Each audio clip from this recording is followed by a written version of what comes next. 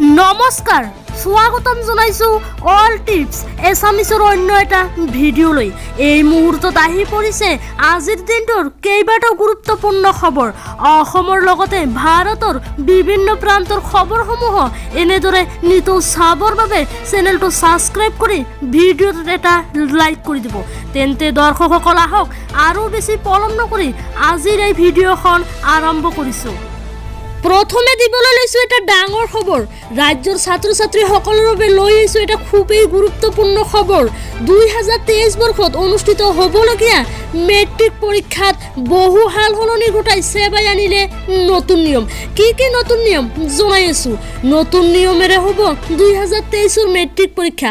ছাত্ৰ ছাত্ৰীসকলৰ বাবে এটা খুবেই গুৰুত্বপূৰ্ণ খবৰ জনাই আছোঁ। যিসকল ছাত্ৰ ছাত্ৰীয়ে মেট্ৰিক পৰীক্ষা দিব সেইসকল ছাত্ৰ ছাত্ৰীৰ বাবে নতুন শিক্ষানীতি অনুসৰি হাল সলনি হৈছে পুৰণি কেইবাটাও নিয়ম। আগন্তুক বছৰৰ দৰেই নহয়, বহুত পৃথকত হ'ব এইবাৰৰ মেট্ৰিক পৰীক্ষা। নতুন শিক্ষানীতি অনুসৰি হাল সলনি হৈছে পুৰণি কেইবাটাও নিয়ম। নতুন নিয়মেৰে অনুষ্ঠিত হ'ব এইবাৰৰ হাইস্কুল শিক্ষান্ত পৰীক্ষা। ছাত্ৰ ছাত্ৰীসকলৰ বাবে জনাই আছোঁ এটা খুবেই গুৰুত্বপূৰ্ণ খবৰ। আন বছৰৰ দৰে এইবাৰ অনুষ্ঠিত নহ'ব হাইস্কুল শিক্ষান্ত পৰীক্ষা। নতুন নিয়মেৰে অনুষ্ঠিত হ'ব এইবাৰৰ হাইস্কুল শিক্ষান্ত পৰীক্ষা। এইবাৰৰ মেট্ৰিক পৰীক্ষা 4টা বিষয়ত থাকিব পৃথক উত্তৰ বহী। ইংৰাজী, বিজ্ঞান, সমাজ বিজ্ঞান আৰু গণিতত থাকিব পৃথক উত্তৰ বহী। 4টা বিষয়ৰ কথা কোৱা হৈছে। 4টা বিষয়ৰ ভিতৰত হ'ল ইংৰাজী, বিজ্ঞান, সমাজ বিজ্ঞান আৰু গণিতত থাকিব পৃথক উত্তৰ বহী। 50% অবজেক্টিভ প্ৰশ্ন থাকিব 4টা বিষয়ত।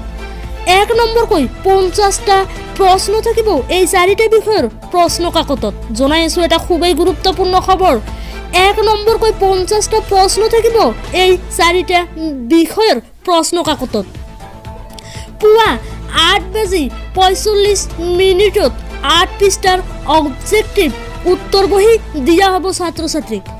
পুৱা 9:45 ছাত্ৰ ছাত্ৰীক দিয়া হ'ব 16 পৃষ্ঠাৰ বৰ্ণনামূলক প্ৰশ্নোত্তৰ বহী।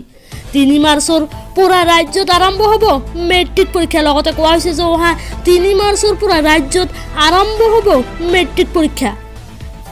সৰ্বমুঠ 912টা কেন্দ্ৰত অনুষ্ঠিত হ'ব হাইস্কুল শিক্ষান্ত পৰীক্ষা আৰু মুঠ 912টা কেন্দ্ৰত অনুষ্ঠিত হ'ব এইবাৰৰ হাইস্কুল শিক্ষান্ত পৰীক্ষা। 4,23,000 ছাত্ৰ ছাত্ৰী অৱতীৰ্ণ হ'ব এইবাৰৰ পৰীক্ষাত। 2023 বৰ্ষত অনুষ্ঠিত হ'বলগীয়া ছাত্ৰ ছাত্ৰীৰ সংখ্যা, যিসকল ছাত্ৰ ছাত্ৰীয়ে মেট্ৰিক পৰীক্ষা দিব সেইসকল ছাত্ৰ ছাত্ৰীৰ সংখ্যা হ'ল মুঠ 4,23,000। নতুন শিক্ষানীতি অনুসৰি হাল সলনি হৈছে পুৰণি কেইবাটাও নিয়ম। নতুন শিক্ষানীতি অনুসৰি হাল সলনি হৈছে পুৰণি কেইবাটাও নিয়ম। অৰ্থাৎ 1 নম্বৰৰ 50টা প্ৰশ্নৰ উত্তৰ কৰিব লাগিব ছাত্ৰ ছাত্ৰীসকলে।